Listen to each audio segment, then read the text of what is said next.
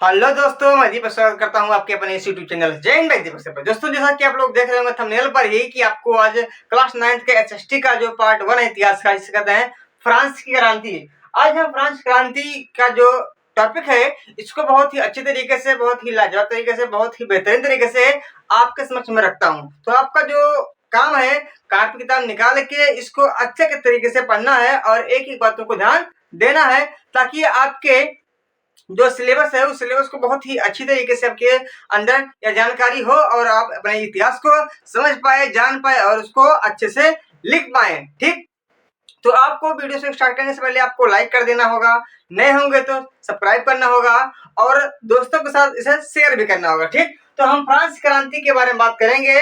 इसका जो शून्य से शिखर तक जो इतिहास में फ्रांस क्रांति से आता है क्लास 9th में, उन सभी चीजों को, सभी घटनाओं को, सभी तथ्यों को आपके सामने पॉइंट ऑफ पॉइंट रखूंगा। ठीक, तो आप समझदार हैं, समझ सकते हैं और वीडियो को आपको अंत तक जरूर देखना है, ताकि यह जानकारी जो आपको मैं दे रहा हूँ यह पूरी हो जाए। ठीक, अंत कोई मतलब इसका है वे नहीं।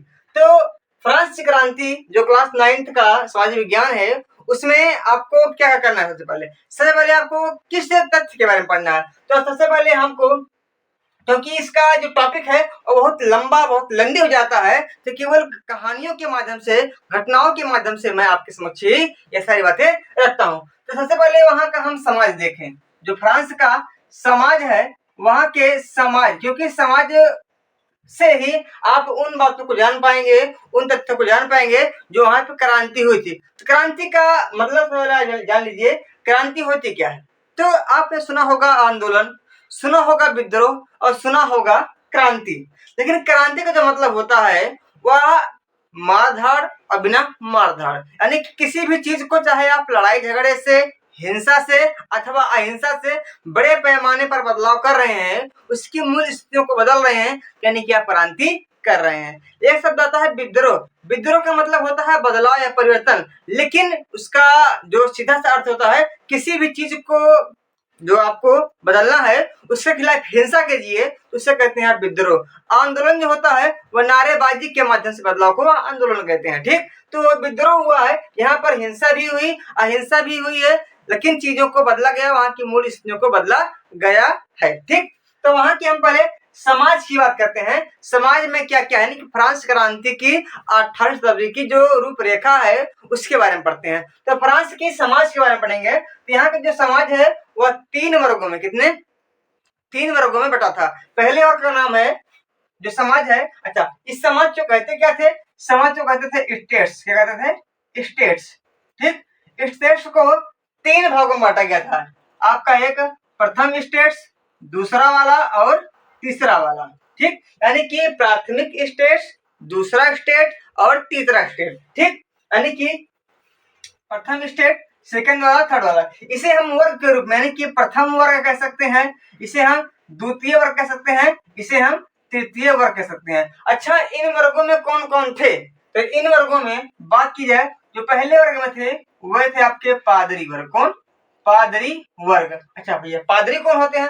पादरी वही होते हैं जो चर्चों में पूजा करते हैं, क्योंकि फ्रांस जो है, फ्रांस एक ईसाई बहुल क्षेत्र है। जैसे आपका हिंदू धर्म होता है, इस्लाम धर्म होता है, उसी प्रकार से आपका धर्म है कौन सा होता है, ईसाई धर्म। तो जो हिंदू लोग हैं वह मंदिर पूजा करते हैं, जो मुस्लिम लोग हैं वह मस्जिद में पूजा करते हैं और जो ईसाई लोग हैं वह चर्च में पूजा करते हैं। तो हिंदू के लिए पंडित पूजा कराता है, इस्लाम के लिए मौलवी होते हैं और वैसे ईसाइयों के लिए पादरी होता है। ठीक, कहीं कहीं पादरी को हम कह सकते हैं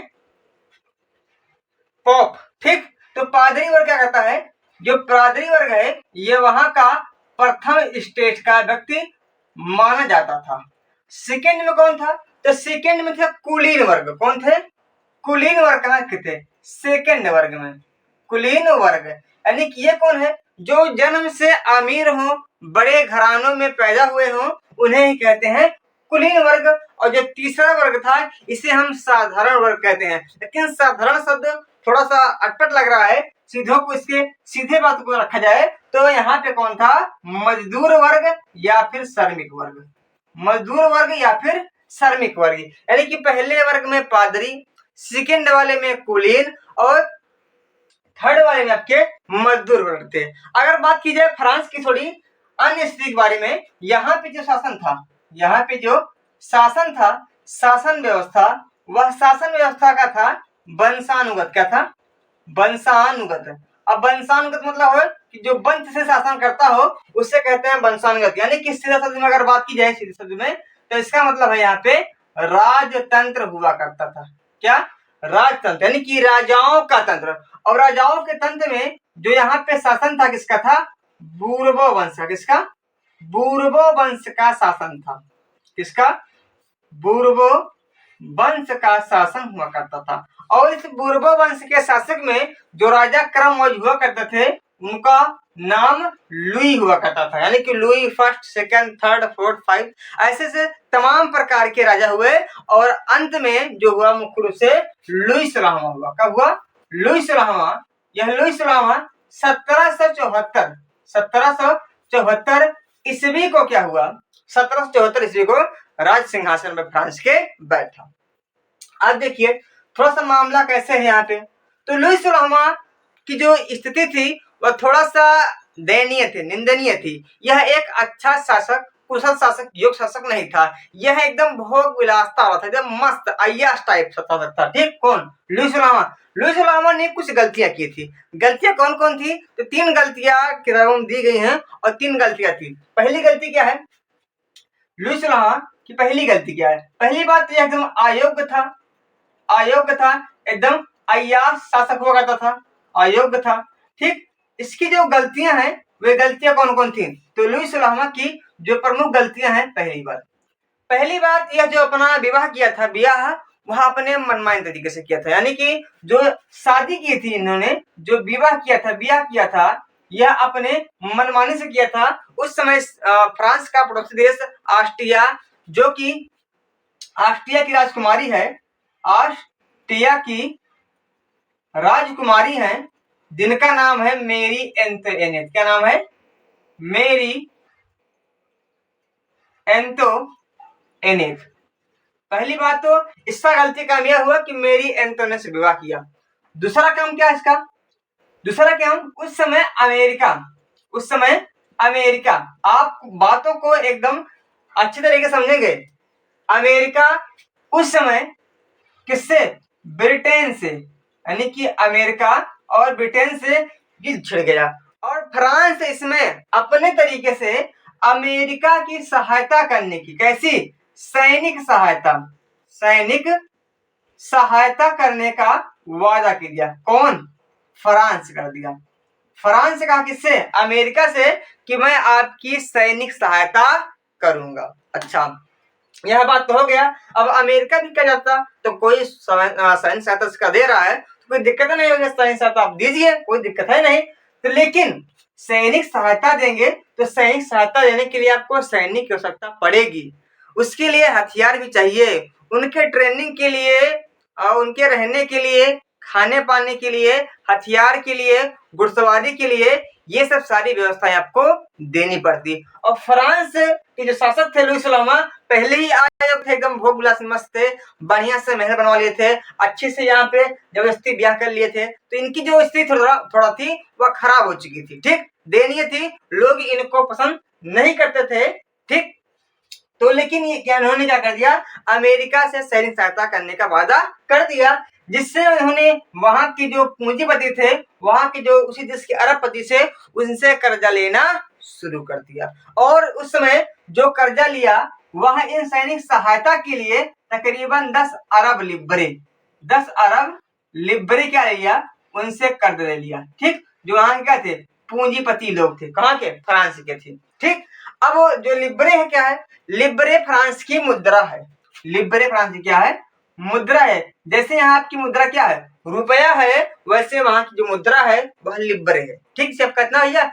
1 रुपया दिया, 2 रुपया दिया, 3 रुपया, 100 रुपया, 500 रुपया, वैसे वहां पे 1 लिब्रे, 2 लिब्रे, 3 लिब्रे, 4 लिब्रे। ठीक? तो वहां क्या मुद्रा है? लिब्रे। ठीक? तो उस समय जो फ्रांस का राजा था लुई 16वां, वह अमेरिका की सैनिक सहायता करने के लिए 10 अरब लिब्रे, बताओ, करोड़ लाख नहीं, सीधा अरब खरब में बात कर रहा है ये। अच्छा, इससे पहले अगर बात की जाए इससे पहले यह बहुत सारा पैसा अपने महल बनवाने के लिए, विवाह के लिए या अन्य कार्यों के लिए लिया हुआ था। इस प्रकार 10 अरब लिब्रे सैनिक सहायता के लिए, और इस प्रकार इसका जो खर्च है, कुल कर्ज है, इसका जो कर्ज है वह बढ़ के 22 अरब लिब्रे, कितना 22 अरब लिब्रे क्या हो गया था, इसका कुल बढ़ के खर्च या कर्जा हो गया था। अच्छा, तो इसके पास चारा क्या थी, क्योंकि अगर बात की जाए यहाँ पे जो वर्ग है कौन सा, पादरी वर्ग और कुली वर्ग, क्योंकि आपको बातों को एकदम इत्मीनान से, एकदम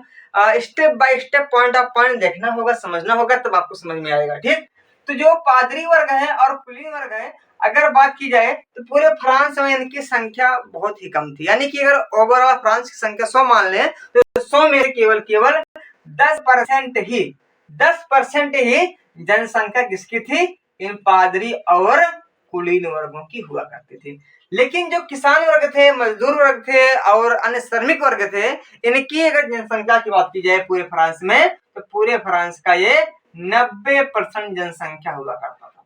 ठीक, अच्छा, अब यहाँ पे राजा कर्ज ले लिया, संख्या ज्यादा किसकी है, गरीबों की है, मजदूरों की है, तो अब राजा के दिमाग में किया है, और सिंपली बात है भैया, राजा का जो राज्य कोष होता है वह केवल गरीबों के, मजदूरों को या अन्य वहां के जो नागरिक रहते हैं उन नागरिकों के कर के ऊपर ही उनका राज्य कोष डिपेंड रहता है। अगर सरकार, अगर जो वहां के नागरिक हैं वह नागरिक टैक्स न दें तो राजा का जिंदा रहना बड़ा ही मुश्किल हो जाता है। ठीक, तो राजा ने क्या किया, अब उसके दिमाग में एक बात आई कि हमें 22 अरब लिब्रे कर्जा चुकाना है, अगर नहीं चुका पाएंगे तो हमारा सिंहासन चला जाएगा। तो इसके दिमाग में एक आइडिया आया, सोचा कि जो कर है, मैं वहां पे मुख्य रूप से 2 कर हुआ करता था, मैं उस कर को बता दे रहा हूं।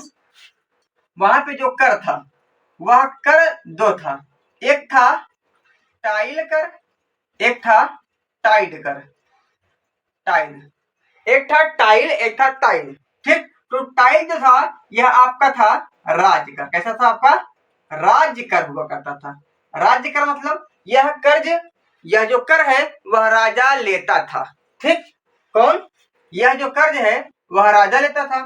एक होता है धार्मिक कर, क्या होता था, धार्मिक कर, यह धार्मिक कर जो है वह लेते थे प्रतिदिन, यानी कि मैं लिख दे रहा हूं, इसको लेने का काम करता था, लेने काम राजा करता था, और इस कर्ज को, इस कर को, इस टैक्स को लेने का काम पादरी वर्ग करते थे। कौन, पादरी वर्ग। लेकिन समस्या यह है कि इन दोनों करों को देता कौन था, चाहे वह टाइल हो चाहे वह टाइड हो, इन दोनों करों को देता कौन था, तो भैया वह देते थे वहां के मजदूर वर्ग और वहां के किसान वर्ग। किसान वर्ग इन करों को दिया करते थे।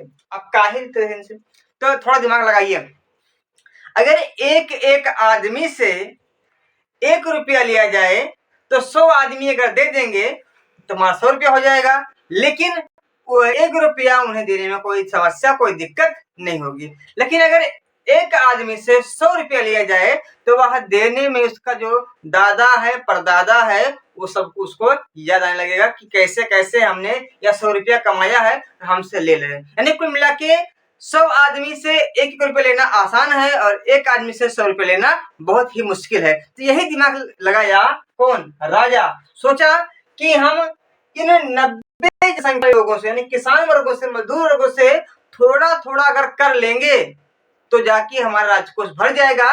अगर जो 10% संख्या आया, अगर इससे हम अधिक मात्रा में लेंगे तो पहली बात देंगे नहीं, और देंगे यानी कि अम्मा, दादा, नाना सब क्या हो जाएंगे, सब याद आ जाएंगे इनको। ठीक, तो कुल मिला के अब इसके दिमाग में आया कि 90% जनसंख्या से हम कर को ले। ठीक, तो पहले से ही कर को लेता था, लेकिन अभी जो उसकी स्त्री 22 अरब लिब्रे की आ गई है, कर्जा इसका बढ़ गया है, 22 अरब लिब्रे हो गया है। अब इस कर्जा को पूरा करने के लिए, इस कर्जा को पूरा करने के लिए यह इन दोनों करों को, यानी कि मुख्यतः टाइल कर को यह बढ़ा दिया। टाइल कर में क्या कर दी, वृद्धि कर दी। अब इसकी थोड़ा जो रूपरेखा है उसको हम अब यहाँ से पढ़ते हैं। ठीक, इसकी जो थोड़ा सा अन्य रूपरेखा है, जब यह 1700, इसको आप लिख लेंगे, इतना इतना इसको आप लिख लेंगे, अन्यथा आप इसका स्क्रीनशॉट ले लेंगे और थोड़ा सा यहाँ बात करते हैं। ठीक, यहाँ पे जब 1774 में यह शासन पर बना या शासक बना, 1774 में जब लुई 16वां क्या बना, लुई 16वां क्या बना, शासक बना। 1774 में जब लुई 16वां क्या बना, शासक बना, तो उसका जो वित्त मंत्री था वह अपना वित्त मंत्री, क्योंकि जो पैसे का मामला होता है वह वित्त मंत्री देखता है, ठीक, और जो कानून का मामला होता है वह देखता है विधि मंत्री, और जो सेना का मामला होता है वह देखता है सैन्य मंत्री या सेनापति देखते हैं। तो अलग अलग स्थिति में अलग अलग मंत्री बनाए जाते हैं और अलग अलग कार्य को, अलग अलग विभाग को वे देखते हैं। तो वित्त यानी कि कोष, राजकोष का जो जिम्मेदारी थी उसके लिए लुई 16वां ने क्या बनाया था, वित्त मंत्री। क्या बनाया था, वित्त मंत्री, और वित्त मंत्री पे बैठाया वह तुर्गो नामक व्यक्ति को, तुर्गो नामक एक व्यक्ति को वहां का वित्त मंत्री बनाया। और तुर्गो की बात की जाए तो तुर्गो बहुत ही समझदार था, बहुत ही योग्य था, बहुत ही एकदम से लाजवाब व्यक्ति था। अगर इसकी तुलना की जाए तो लुई 16वां से भी कहीं ज्यादा, मतलब कहीं ज्यादा चतुर और बुद्धिमान था। यानी कि लुई 16वां एक बकलोल शासक था, और जो मंत्री वित्त मंत्री तुर्गो बना यह बहुत ही क्या था, योग्य शासक था। क्या था, योग्य शासक था, यानी कि योग्य मंत्री था। अच्छा, काहे, तो उन्होंने सोचा कि अगर जो पैसा आ रहा है इस पैसे को कम खर्चा किया जाए। कौन, तुर्गो कहा कि अगर जो पैसा राज्य कोष में आ रहा है टैक्स के रूप में, चाहे 10 रुपया हो, चाहे 50 रुपया हो, चाहे 100 रुपया हो, इस टैक्स के आए हुए रुपये को अगर हम कम खर्चा करें तो 1-2 साल बाद शायद ऐसा हो कि आपकी जो कर्जा है 22 अरब लिबरे वह मुक्त हो जाए। लेकिन यह तो लगा दीजिए, यानी कि कुल मिला के यह अपनी नीति बताया, और इस नीति को कहा गया मित्त व्ययिता की नीति। मित्त व्ययिता की नीति। अच्छा, मित्त माने कम, व्ययिता माने खर्च करो, ठीक, तो कम खर्च करो, ऐसी नीति कौन लगाया, तो तुर्गो लगा दिया, ठीक। लेकिन यहाँ से अब खुजली किसको होने लगी, वहां की जो सैनिक है, क्योंकि जब पैसा जब अंधाधुंध जाता था, जो वहां के सैनिक थे, अंतरी संतरी मंत्री थे, वह भी अपना खूब पैसा ऐंठ ऐंठ के अपने घर को बनवा रहे थे, वहां पे खेत ले रहे थे, अच्छा घोड़ा ले रहे थे, खूब बढ़िया ब्याह कर रहे थे, ठीक। तो जब यह मित्त व्ययिता ये नियम ला गया तो उनका जो पॉकेट मनी है अलग से टिप वगैरह मिलता था जो सैनिकों को, वह मिलना बंद हो गया। अब दरबारियों के अंदर खुजली होने लगी कि भैया तुर्गो बहुत ही अच्छा काम नहीं कर रहा है, हमारा जो आगे का प्लान है कि हम आगे चल के पूरा एक अपना स्वयं राजमहल खड़ा करेंगे, दरबारी सोच रहे थे, वह सारी व्यवस्था को यह तुर्गो अब लगता है खत्म कर देगा। तो मंत्रियों ने ऐसा विचार बनाया कि कैसे न कैसे करके हम तुर्गो को यहाँ से हटा दें, जब हटा देंगे शायद हमारा जो सपना है वह पूरा हो जाएगा। अब वहां के जो दरबारी थे, वहां की जो दरबारी थे, वहां के लुई 16वां के जो दरबारी थे, वह दरबारी ने क्या किया, व्यवस्था बना दिया, और तुर्गो को कहा भैया ये तुर्गो अच्छा काम नहीं कर रहा है, पैसा बचा रहा है, और एक समय ऐसा आएगा पैसा लेके भाग जाएगा, आप क्या करोगे, अलुआ पकड़ोगे, ठीक। तो कुल मिला के जो दरबारी थे, दरबारी यह सोच रहे थे कि कैसे न कैसे इसको हटा दिया जाए, और राजा के पास शिकायत ले गए, और राजा को बहला फुसला लिया, और तुर्गो को उसके पद से हटवा दिया, ठीक, यानी कि तुर्गो को उसके पद से हटवा दिया, जो मंत्री थे वे हटवा दिए। अब वित्त मंत्री के रूप में वह किसको बैठाएगा, तो वित्त मंत्री के रूप में दोबारा से, क्योंकि ये तुर्गो था, अगर इसकी बात की है तो 1774 से 1776 तक पूरा गद्दी बैठा था यह। तो अब 76 के बाद 1776 से 1781 तक जो वित्त मंत्री हैं वे कौन थे, वे थे बेकर नामक, कौन, बेकर नामक एक व्यक्ति था, ठीक। बेकर नामक एक व्यक्ति को अब लुई 16वां ने क्या किया, वित्त मंत्री बनाया। अब बेकर का नाम ही बेकर है, बेकर में थोड़ी एक और मंत्र लगा दीजिए का पे, तो बेकार हो जाएगा, नाम बेकर काम बेकर, ठीक।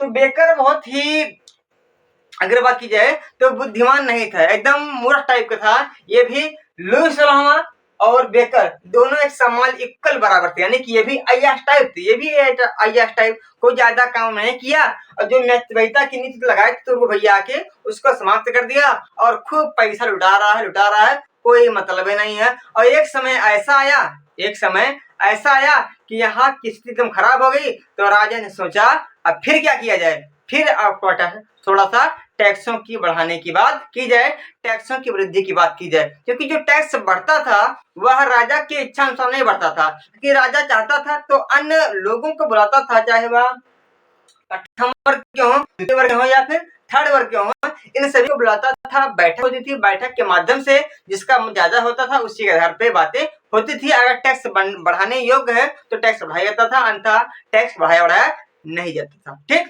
तो जो बेकर था वह एकदम अयोग्य वित्त मंत्री निकल गया, अयोग्य वित्त मंत्री ठहर गया। और जो इसके आते आते क्या हो गई, इसके आते आते उसकी जो स्थिति है लुईस लामा की और भी खतरनाक हो गई और भी भयंकर हो गई। अब राजा को लगने लगा जो टैक्स है इसमें थोड़ा सा वृद्धि की करने की आवश्यकता है, अगर वृद्धि न करें तो हमारा जो सिंहासन है ये भी नहीं बचेगा, लोग इसको भी बेच के खा जाएंगे। अब उन्होंने कहा कि थोड़ा सा अब हम क्या करें, टैक्स को बढ़ाने की बात करें। अब टैक्स बढ़ाने के लिए वह प्रथम वर्ग से, द्वितीय वर्ग से, तृतीय वर्ग से कुछ लोगों को बुलाते हैं। इसको आप लिख लीजिए, क्योंकि अब हमें लगता है जगह कम पड़ रही है, इसको लिख लेंगे। और थोड़ा सा ये नहीं लिख पाएंगे तो इसका स्क्रीनशॉट ले लेंगे और थोड़ा सा मिटाने के बाद हम आगे बढ़ते हैं।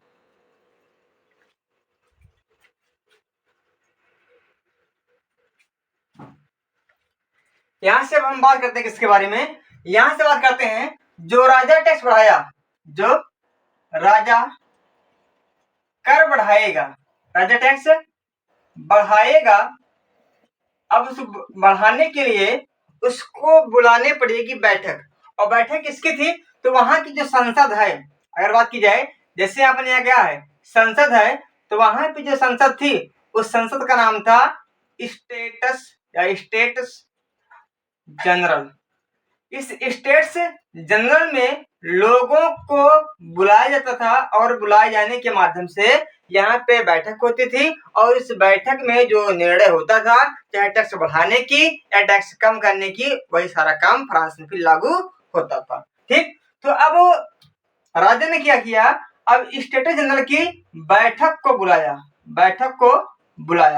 ठीक, तो यह सारी घटना कब हुई, 5 मई 1789 को ही, 5 मई 1789 को ही वहां पे बैठक बुलाई गई।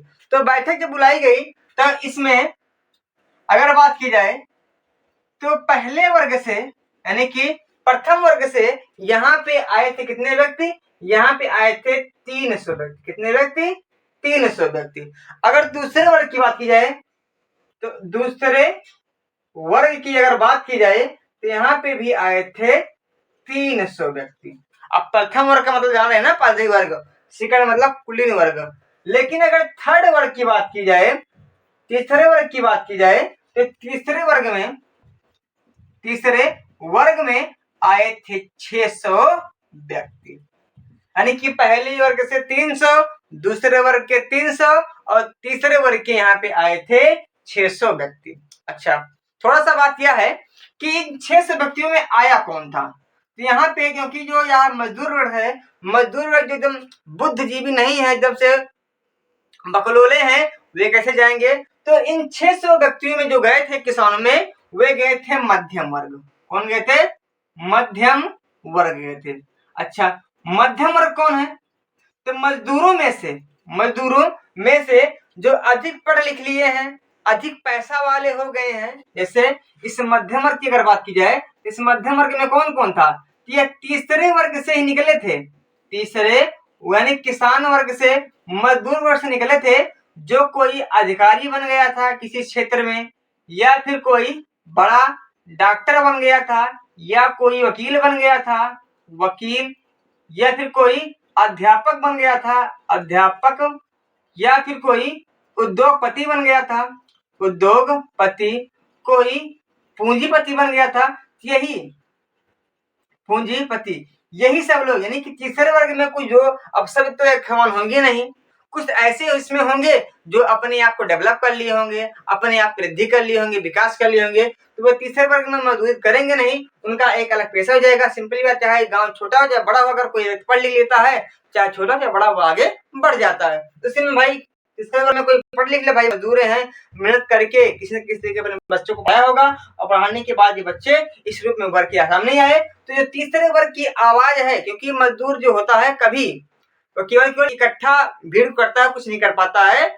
लेकिन जो बड़े बड़े बुद्धिजीवी होते हैं, जैसे अधिकारी होते हैं, जो पढ़े लिखे होते हैं, सारे मामले को वही निपटाते हैं, वही संगठन बनाते हैं और वही अन्य चीजें करते हैं किसी भी रूपरेखा को बदलने के लिए। तो जो अधिकारी थे, यह अधिकारी ही गए थे, ये अध्यापक ही गए थे, ये टीचर ही गए थे, उद्योगपति ही गए थे, किसके लिए? इन जब कर बढ़ाने की बात अंग्रेज कर रहा था तब, कर बढ़ाने की बात राजा कर रहा था तब यही व्यक्ति गए थे कहाँ पे? इस तीसरे वर्ग के रूप में स्टेटस बैठक की मतलब स्टेटस जनरल की बैठक में ये सब लोग गए थे। अच्छा, जब यहाँ पे गए तो ऐसा बताया जाता है कि जो मजदूर वर्ग है या फिर जो श्रमिक वर्ग है, किसान है और जो कुछ महिलाएं हैं, क्योंकि महिलाओं के भी साथ यहाँ पे कोई अच्छी स्थिति नहीं थी, तो इन सभी लोगों की तकरीबन 40,000 चिट्ठियां थी, किसकी? शिकायत और मांग की ये तकरीबन 40,000 चिट्ठियां ये लोग लिखे थे और किसको दिए थे? यही छात्रवृत्ति को दिए थे और बोले कि आप जाएंगे बैठक में, तो बैठक में जब जाएंगे तो आप बताएंगे किससे?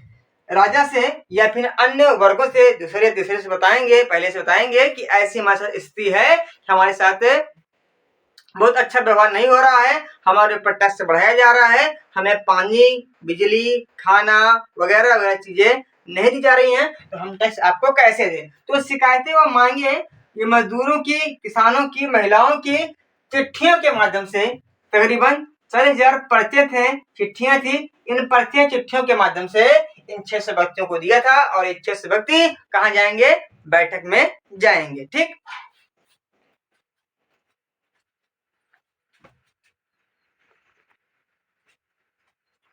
अब ये लोग अपने पर्चियों को, अपने चिट्ठियों को इनको दिया, तब पूरा मामला हुआ।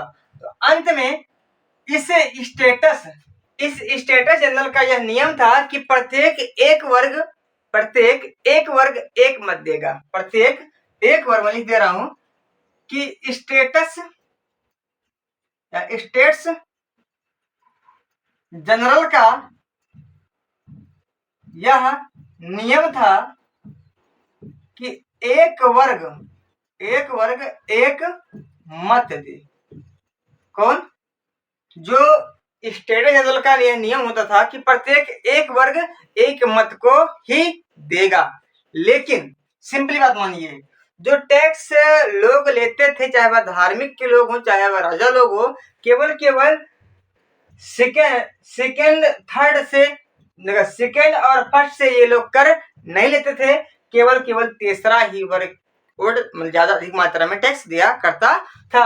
अब क्या हो? अब प्रत्येक एक वर्ग का एक मत होगा, जैसे इनके भैया कौन गर्ज लगा है, इनके कौन गर्ज लगा है, ये चाहे टैक्स बढ़े या चाहे टैक्स घटे, इनकी कोई मतलब नहीं है, मतलब खाली जाके वहां पे भीड़ ही इकट्ठा किए हैं और बाकी कोई इनसे मतलब नहीं है, चाहे राजा टैक्स बढ़ाए चाहे राजा टैक्स घटाए।